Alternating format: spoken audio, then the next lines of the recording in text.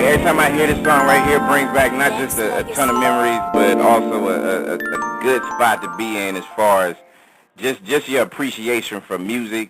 And my name is Brandon, and this is the edition of Branded After Dark. Hope everybody is wound down nice and tight. Y'all ready to get loosened up with a real cool show. And the guest that I have is definitely the kind of group that I ain't gonna lie, I miss hearing songs like this, just for the simple fact that it's just so nostalgic. You bring back so many different memories with a good song, and we all know it's missing in today's day and age, and it's not just the quality of the music, but also the memories that come along with it, and people tend to forget it, but I don't think they're going to forget this group, and we got them on live right now. One of the best bands in the business, Slave, is in the house tonight on Branded After Dark. Fellas. Hey, what's going on, man? Man, beautiful. How you doing? How you doing? It's a blessing to be able to have you guys here, and you know, as I do up a nice roll call tonight, like let the listeners know exactly who's on the line and who's on deck right now. This is Charles Fidel Carter, and this is Thomas Lockett. And fellas, a pleasure. Yeah, guy. A pleasure. Our pleasure. We're glad to be here. Glad to be for the opportunity and checking things out. I see you doing some good things over there on this After Dark. It looks pretty tight. Man, you know, it's people like you that will come on and that will be able to help. You know, to me, I'm just a fan of what you guys do and what a lot of people done before you and some after you. So to me, the pleasure is all mine, where I can be able to have a group. And people still dance to, you know, people still dance to watching you, man. It's still in the clubs, and people still feeling certain things and stuff. And it's an honor and a privilege, man. It's trust me. Praise God. We appreciate that. Yeah, we're happy to be a part of it, man. We try to still keep it going, man. We're right in the middle of getting ready to set up, work on some new stuff. We're getting ready to do working on the rehearsals to start touring. We do have one thing we want to tell people. There are some bootleg stuff going on as far as the group Slave, and you don't want to go be bothered with that. You don't want to go see that. You want to see the real stuff, the people that actually performed on these records and was on the labels. So we want to kind of get the people understanding that there are some bootleg stuff going on. So we'll deal with that properly in time. But we just kind of want to throw that out there. So you mean to tell me right here in 2012 there's still like non-official slave bands like circulating around? Is that true? Yeah. Yeah. Yes, I would say there's a West Coast version. There's no way. A Southern version. I mean, to a certain degree, it's a compliment. Right. But what it really is fraud, not only against us business-wise, but it's a fraud against our fans. Mm-hmm. Because these guys, I mean, they do interviews and claim that they're original members, and we can be watching this and go, who is that? No doubt. No doubt. You know, so it's something that's sad, but it's been a long time coming that we were in position to reunite and go back out and give fans what they deserve. Right. That's exactly the truth. The way I see it, of course, I mean, like you said, it's always good when you can be able to inspire, but when people start taking, you know, the name and the likeliness of the group Slave, and that's when it's, you know, hey, you guys are taking food out of my kitchen. You know what I mean? Like we have to set that straight. So, and you know what? That's good to know. That's good to know for me, because, you know, honestly, like if I see anything that's not attached to you guys, then I'm gonna have a problem with it, and you know, I'm gonna call the music police on the ass. That's just really real. Well, yeah, we appreciate that. We appreciate that, and if more people did that, you know, that actually know the truth, and you know, what's sad is there are even some other, and I'm not going to use any names. There's even some other established groups that are playing along with this. Wow. Right. So that they can the benefit of it, but it's purely a matter of certain promoters know that if they throw the name Slave on a bill, that it will help sell tickets. So they don't care whether or not there's original members involved or not. They just throw the name on there, and they sell additional tickets. And, I mean, it's just so bizarre, I hate to even repeat it, that they'll just have one person that I've never seen before in my life, hasn't played on one Slave record. And as we mentioned before we came on the air, there's 3 well-known entities from the Slave group. There's, of course, the group Slave. Then out of that came 2 other well-known groups, which was Aura, featuring Kurt Jones and Sterling Young, and also Hall of Fame featuring Steve Arrington. So when you see someone say that they're an original member of Slave, and we realize there's actually 3 entities, and you realize that this person that is saying this has had nothing to do with none of it. It's number one, it's comical at first, and then it's absurd, and then again it's fraud to people who will, take their hard-earned money, go and pay a $25, $30, ticket price and go in and basically see a Holiday Inn environment. Amen to that. Yeah. And you know what? I got so many questions that I want to ask y'all, and we're going to try to get all these questions in as quickly as we can tonight on Branded After Dark with the group Slave. One question, I mean, let's just go ahead and drag that elephant in the room then. When it comes to the music, especially nowadays, do you feel like, it's more money motivated than just the building of a legacy? Because, I mean, you guys came from that breed where it was, you had a lot of bands, but Slave was way different than, let's just say Earth, Wind, and Fire or the Spinners or whoever else, you know what I mean? You guys had your own individual style. Do you feel like it's more driven by the money versus to be able to build that legacy? Well, are you talking about just new artists at this day and stage? Yes. As you know, the music has changed tremendously. Compared to what it was back in the day, not only the music, but the music industry. And it's really kind of sad because the new artists, they kind of dropped the ball, a lot of them. I mean, there's some okay things going on out there. I mean, we will say we are honored for a lot of these new artists that used a lot of our songs as samples as their playback on a lot of their hits, from Tupac to Snoop Dogg, Ice Cube, and just keep going on down the line. But a lot of artists, like I said, it has changed, and there is just the way the industry itself is. They kind of they just took the creativity out of it. The industry, like the business mode, the execs and how they did stuff, how they handled it. I mean, that's the way I see it. The way I see it, and but there have been, occasionally been a couple of things that was okay, but for the most part, it's just they don't know what they're doing. I mean, the creativity ain't there, but also, like I said, the business itself is really, really kind of not like it used to be, and it's really, really a problem there. Can I also take into account that technology has changed, where you can push one button and get a whole song, and then have one person rap on it and call it a group. So, that has happened. But sorry to cut you off. What were you about to ask?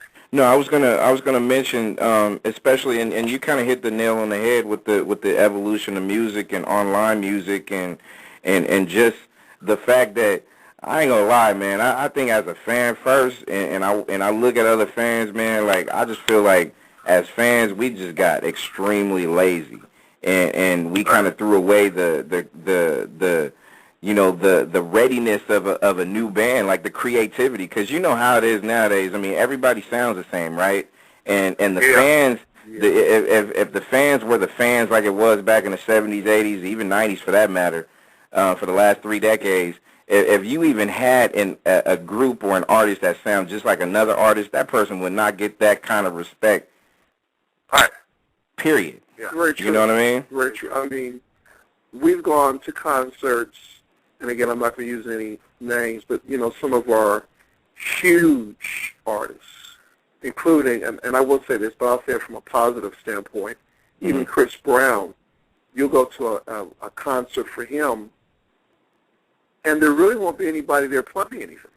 I'm not saying all of his concerts because I haven't been to many, right. But a lot of the time you'll basically have a DJ, you'll have and it's still an elaborate setup. Don't get me wrong, because you'll have huge video screens where someone that he might have recorded a song with, instead of that person being there, they'll show them on the screen doing their part. Right. And it's like, okay, but he's liable to have 20 or 30 dancers. You'll have groups of dancers that will come out and do a routine with him. So I'll say that concerts these days are more video-driven concepts instead of actual, live, and I do know he still does do live at times. Right. But even groups like Boys to Men, they came to Dayton, which is where 95% of the slave group is from, Dayton, Ohio. Boys to Men came here. This was a couple years ago, and I didn't go to the concert, but about a week after they were here, I was speaking to someone, and they said that they brought a turntable. And I was like, Boys to Men? I mean, I really respect them as far as them being great singers. These guys note. They can do songs without music, but right. you know that all the millions of records that they sold, but they still came, and they basically, they used turntable, and it's like, not only has the industry changed, but yeah, the fan base has changed as far as what they find entertaining versus artistic. Right? So, things have changed, but I will say that no matter what is done, if it's done in taste, it can still be good. I'm not going to say that they shouldn't do that. Anything can be done in taste. We're just from the old school of, playing music live and writing music from a live standpoint. Let me ask you this, and to me, I feel like Slave, the band, brought that specific style. It's kind of like what I mentioned earlier about, it was different than a Spinners or a Four Tops or Temptations or whatnot. You guys kind of own that different flavor that you had. Like, what made you go a different route instead of, trying to emulate or take pieces of, certain groups and just kind of making it your own? Well, I think this is CDL talking. I think basically one of the things, see, we're all from the town we're from, Dayton, Ohio. There were a lot of major artists from Dayton, Ohio. Ohio Players, Roger Zapp, Lakeside, Slave, Shirley Murdoch. I could keep going on and on. I mean, it's just so many groups that were there at one time that were, we actually at one time, for a town like Dayton, to have like 3 groups in the top 10. It's not New York. It's just Dayton, Ohio. Right. To have, like 3 groups out of that town that's got something on the top 10 was incredible. Heat Wave. I mean, I can keep going on with groups. Dayton, Dayton, Sun, Shirley Murdoch, all these people. But we had to have a thing that was we were influenced by each other, but at the same time we all had our own thing. Right. I'm not sure really how that kind of came about, because we just put the stuff together, man. We started stirring, we started, the creative juices started going, man. I mean, we practiced in the garages and do the stuff we did. And of course, like I said again, we were influenced by each other. Like one of the main groups that were taking the lead was like the Ohio Players. And you know, they kind of took a big chunk of everybody saying, okay, we know kind of what, you know, we need to do. I mean, we know with the horns, we had the band with the real guys playing horns, you know, the rhythm section, and, you know, a lot of the bands was made up kind of like that, you know. Right. But I think, again, it's just the creative juices from everybody that just made it go the way it went, and I think that's what it was for like some of the other groups. I don't know, you know, Thomas may have another, you know, way he might be saying it, what he feels. But that's well, what the other thing that was different about Slave from the very beginning, we grew up as kids together. We didn't come together as musicians. We grew up together. We played hide and go get it. You know, our parents was out looking for us by 7 o'clock. We were having to run home before we got a whooping. Hey, So we were, amen to that. you know, and you know, by the 3rd or 4th grade, we started, you know, picking up instruments. Instruments was a secondary thing as far as our relationship. So we were in band together, and then, you know, I started playing clarinet, which was unheard of, but, you know, I sat with girls. You know, I didn't think there was a problem. But by the time we were putting together a band, you know, then, you know, they were telling me, well, you need to play, you know, sax or something. You can't be playing clarinet in, you know, this band. So, I mean, that's how far we went back. We, and even in high school, I mean, we had, and I don't know if this was across the country, but we had what was called Battle of the Bands. Yeah. You know, each neighborhood, you know, 3 or 4 blocks away had a band. I mean, everybody was in a band. I mean, if you weren't in a band, I mean, what was you doing? I mean, that's true. It was the everybody end had a thing. band. It was the end thing back in the day. It was good. It was cool to be a member of the band, right?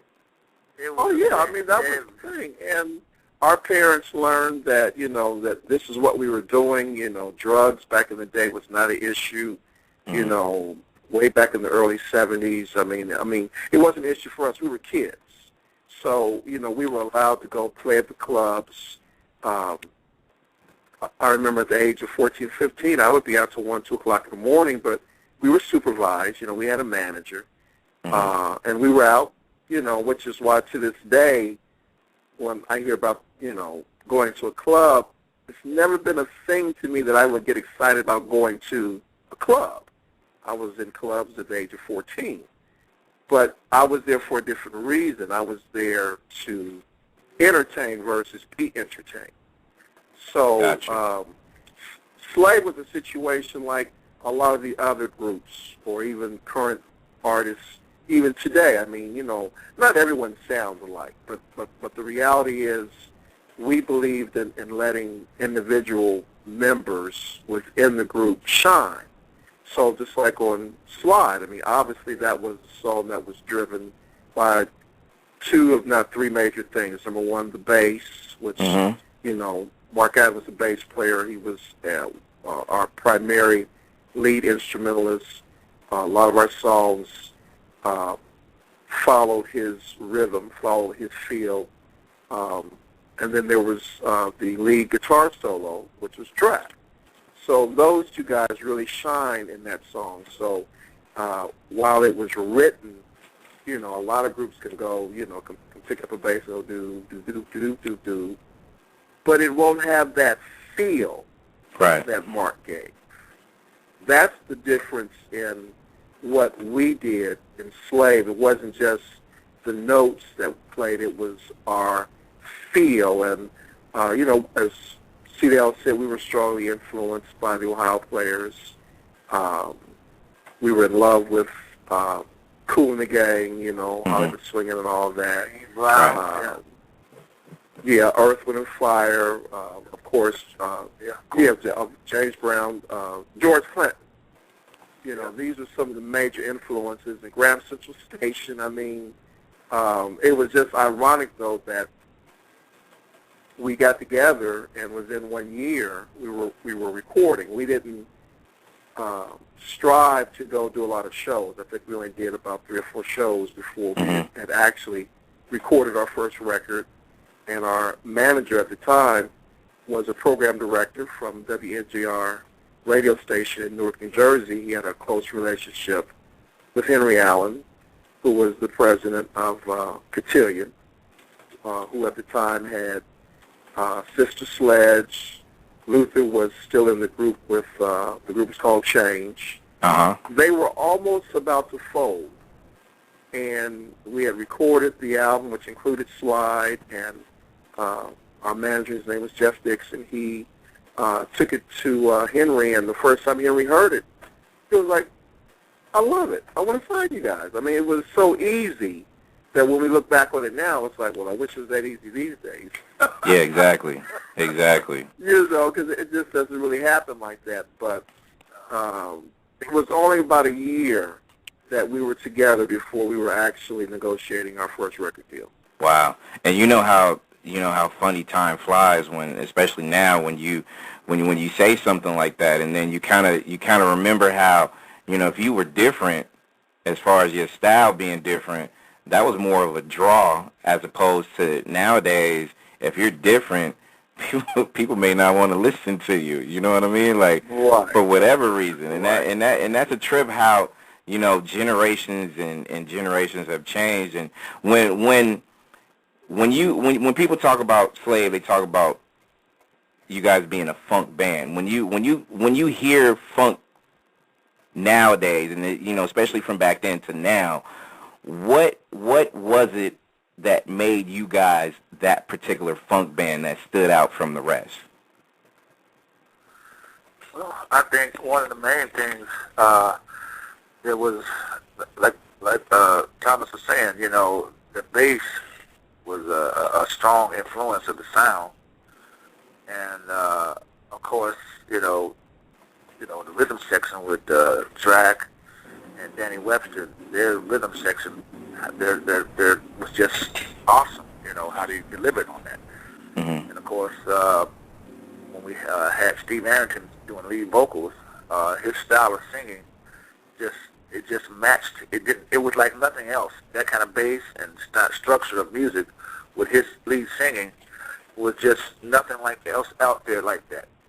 And just that combination of that, and it's just the background colors of the music with the horns, and a lot of stuff with the rhythm section, keyboard player Ray Turner, myself, and it just made a lot of different kind of flavors and colors.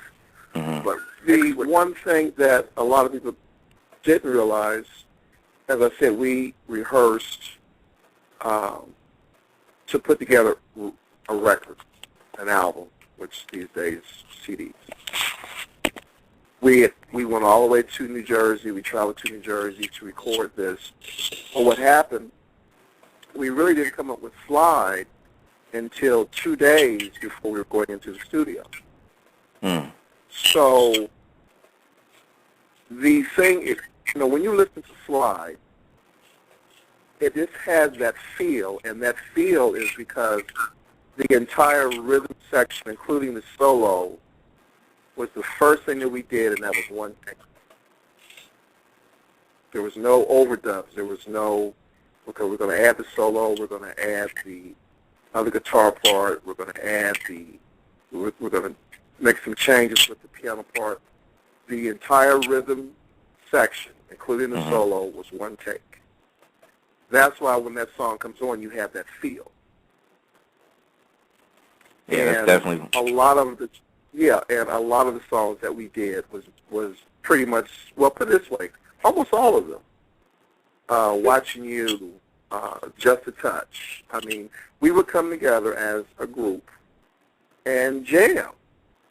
And, you know, we might say, well, you know, I'm looking for this type of feel or that type of feel, but by the time we got to the fifth album, which was the Stone Jam album that had Watching You, that was when we had reached a reality of, you know, we had 10, 11, 12 people involved.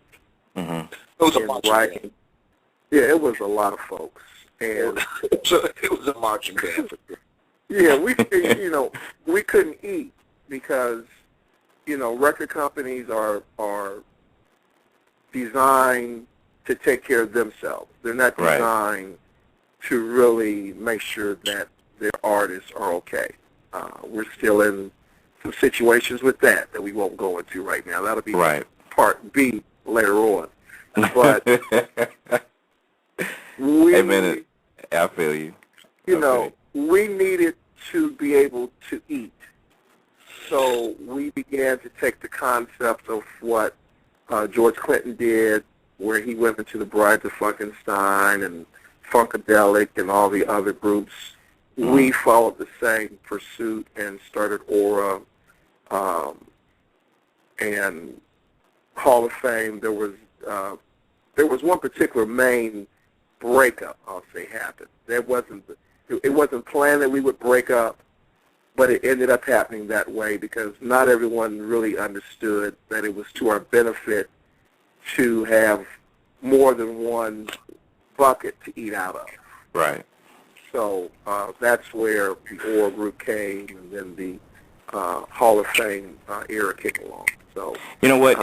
But I'm sorry. Go ahead. No, I was going to say what I want to do is I definitely want to talk about just the evolution of groups and bands, and run a couple of more questions your way. And plus, what I want to do is run a couple of songs. I want to start off with Slide and play Snapshot, just so we can be able to let the world remember the iconic music that is Slave. And if you guys don't mind, for another quick segment after we run these two tracks, come right back with you so we can be able to get some of those questions answered.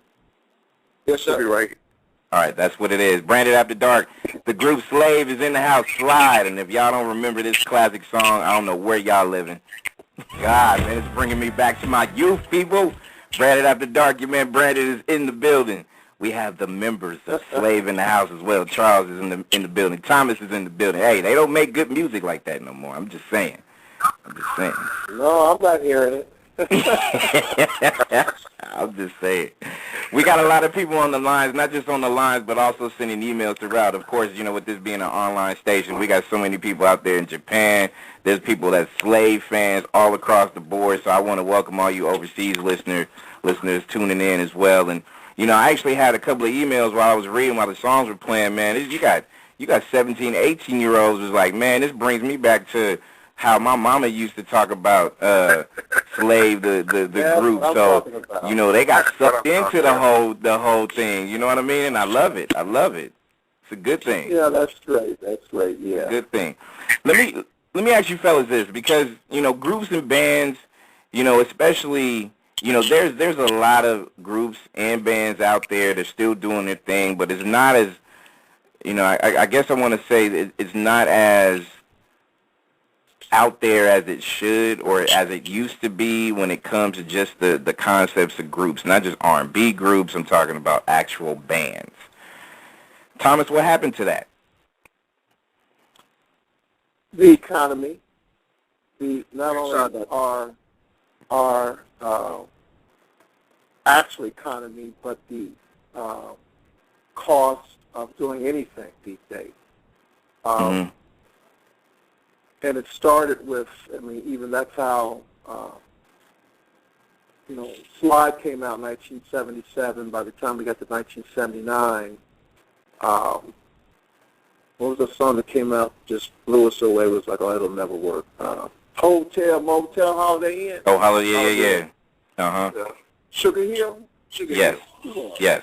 That thing hit. We was like, you got to be joking.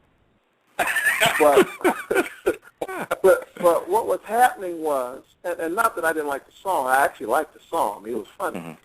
But it was a movement of record companies saying some bands were going over budget. We didn't have that problem. We would go in, I can't remember any album that we actually, well, one album, but our other albums, we always came in under budget. And when I say that, if our budget, and this is very small, but if our budget was $125,000, we were done by the time we got up to maybe $80,000, $90,000. You know, These days, acts get $500,000, $1 million record budgets, but a lot of times that also includes the video and other things. Right. But what I would say is what began to happen was that the record companies were saying, I need all of the acts coming in this quarter to come in under budget. So the and I don't even see that I'm getting bad with titles, but people who were bringing in new acts to the labels began to look for ways to cut costs, to make sure that their neck wasn't on the line, because their act, even though they loved them, was driving, the budgets up. So that was the beginning. And then when they started making money, some of these writers, and it was actually what they called, what were they called back in the day? The R&B. I mean the gentlemen like A&R guys. Yeah, the A&R guys. But I'm speaking of the mixologists, the guys who were taking over the production of records.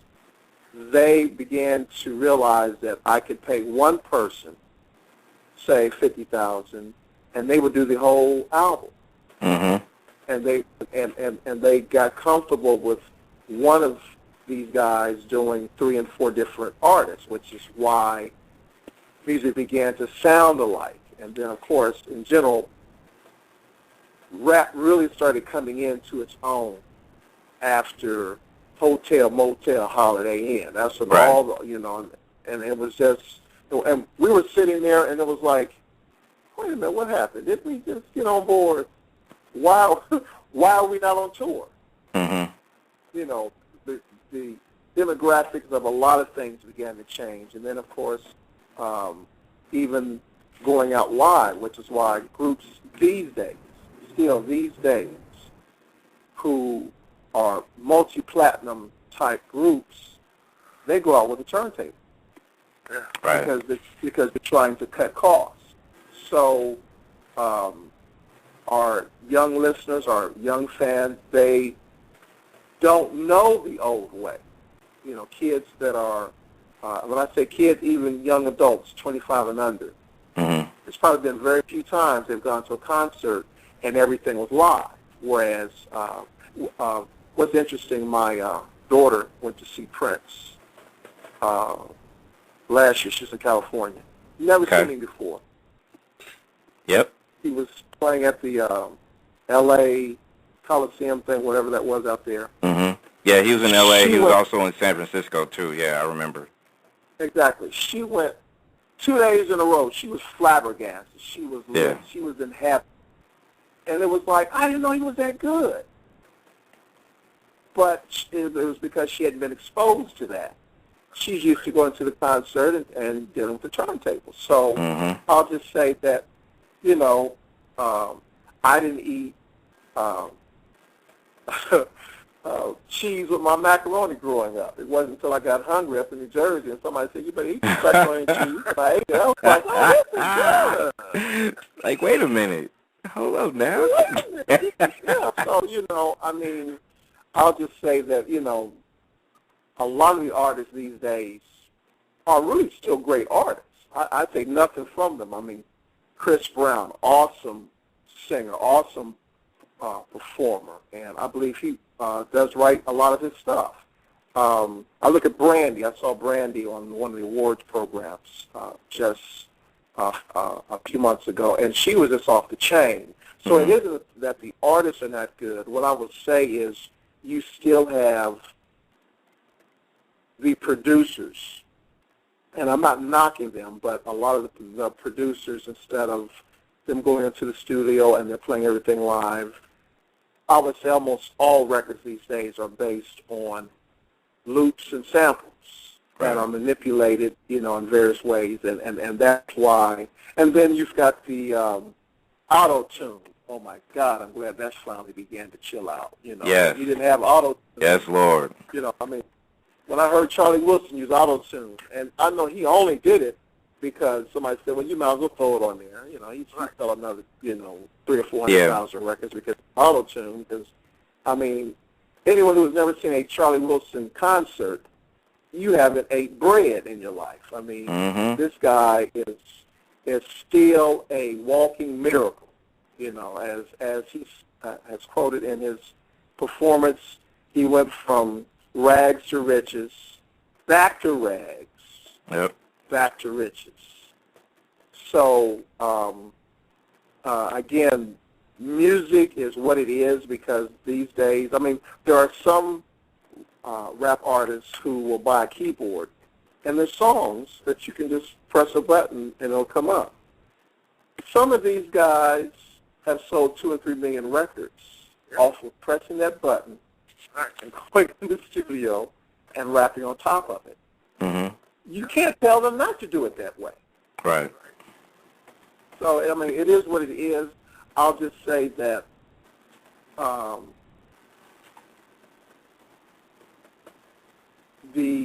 that variety is the spice of life. There are people who like hearing the same thing. There are people who love jazz, and there are people who love country music. I went to a festival today, and there were some guys out there. They were playing some country, Charlie Pride type stuff. But I have to admit, because they were good, I started to enjoy it. I hadn't told you about that yet. Mm-hmm.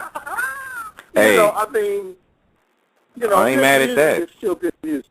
Yeah, right, I it's agree. Still good music. So, it is what it is.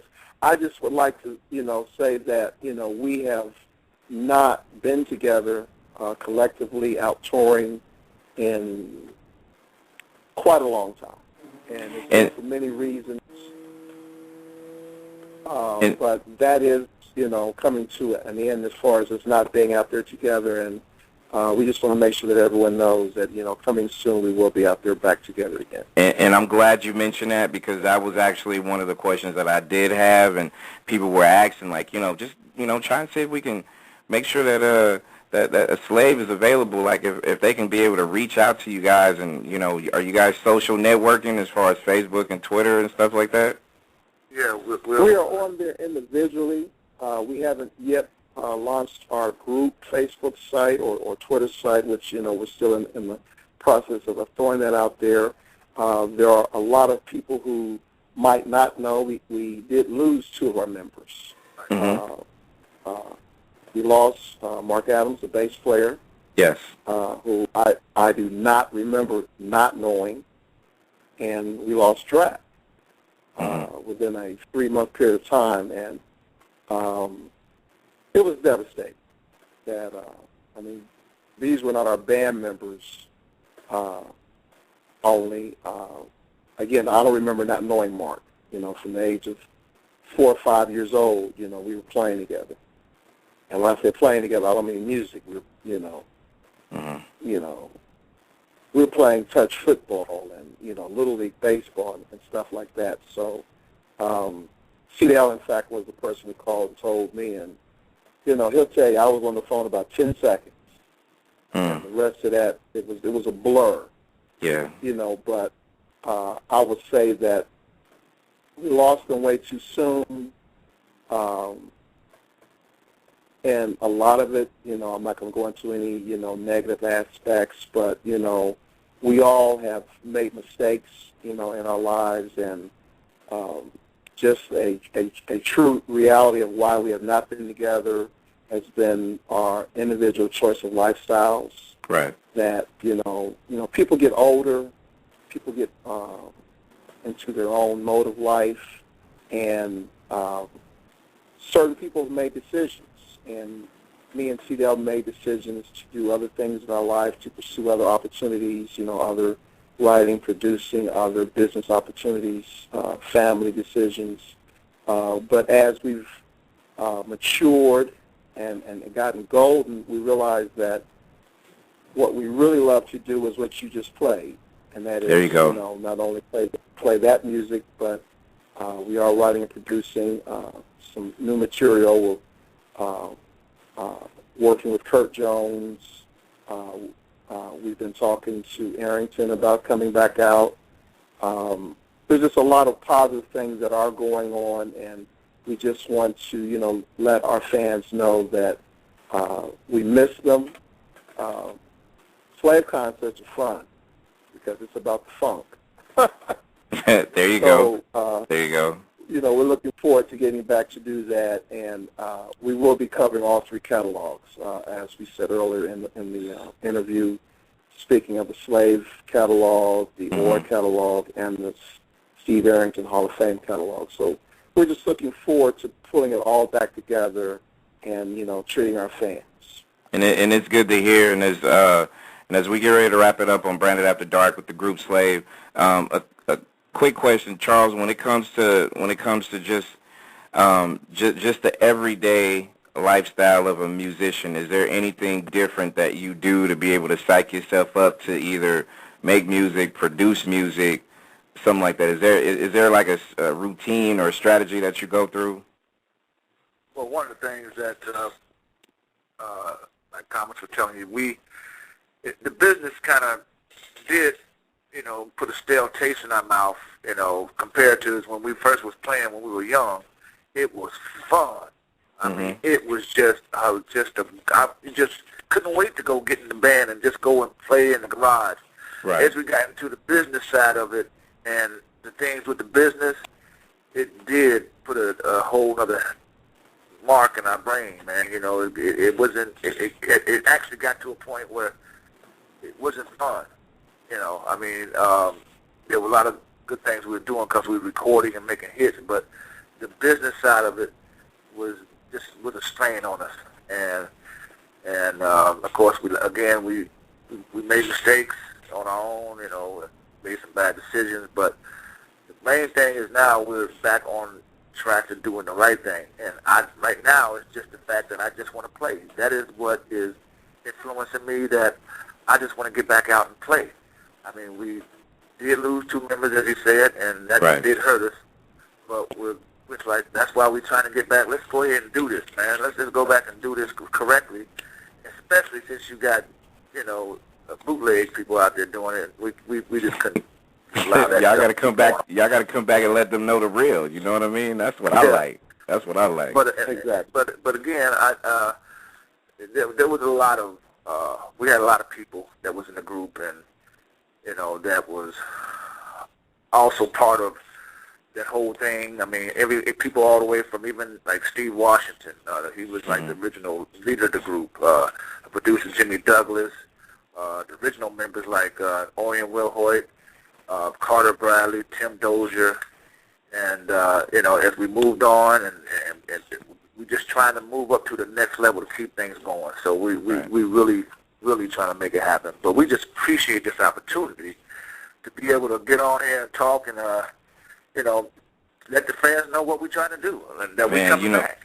You know what, fans new and old, and you know, and to me, I always feel like this, you know, as I get ready to wrap it up with you guys. If you know, you mentioned Prince earlier, Thomas, and your daughter going to go see the Prince concert. There would probably be no Prince in the Revolution if it wasn't for what you guys have did. There wouldn't have been a Morris Day in the time. There wouldn't have been Cameo. There wouldn't have been a handful of these people without your influence and stuff like that. So, you know, when it comes to that, like, people don't really appreciate as much as they should. You know, they kind of take for granted what was being built before. But when you have shows like this and us being able to just kind of connect, I want to say, you know what, I appreciate everything that you guys have done. I mean, like I said, you know, I was listening to so many of these songs beforehand, and I was like, you know what, man, this brings back a ton of childhood memories, like when I was little. You know what I mean? And it's just, you know, it's nostalgic, man. I mean, it's a beautiful feeling to be able to have music that's been made 2 decades plus and still have the same feeling you felt when you first heard that song. It's crazy. Yeah, we like that, man. You know, I mean, we're glad to do that. We appreciate that. And again, like, I don't think I got that from you guys. Okay, what's your Facebook? How can people reach out to you guys as far as Facebook information? Again, we haven't put out a group Facebook. Okay. You guys got individuals, right? Yeah, we have our individual sites. So, you know, me, Thomas Lockett, you know, I can be reached Facebook.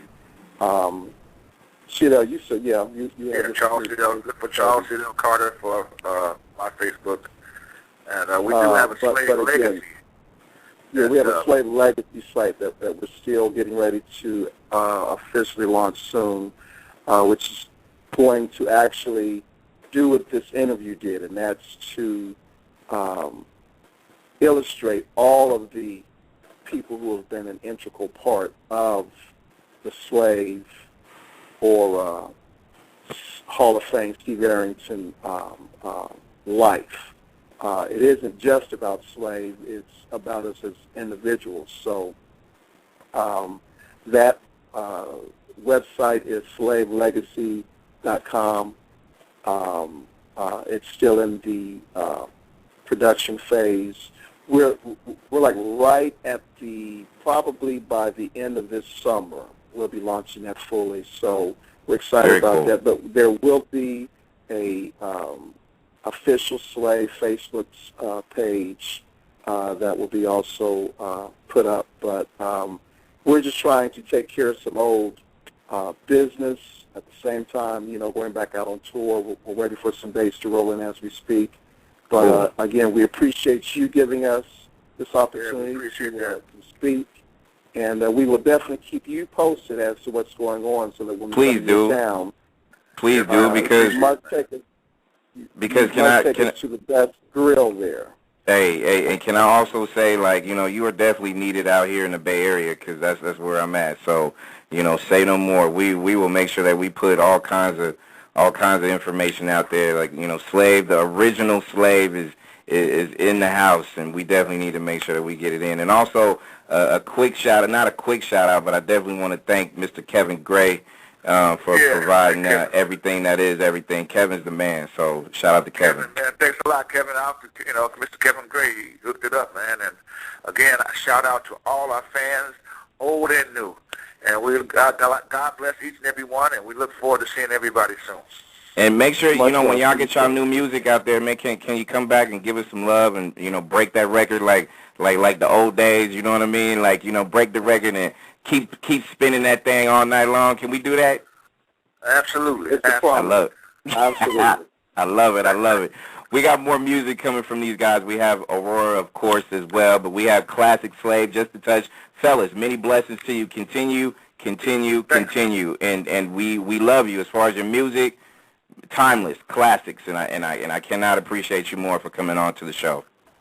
Well, God bless you. We appreciate it, Brother Banner. Nexxlegacy.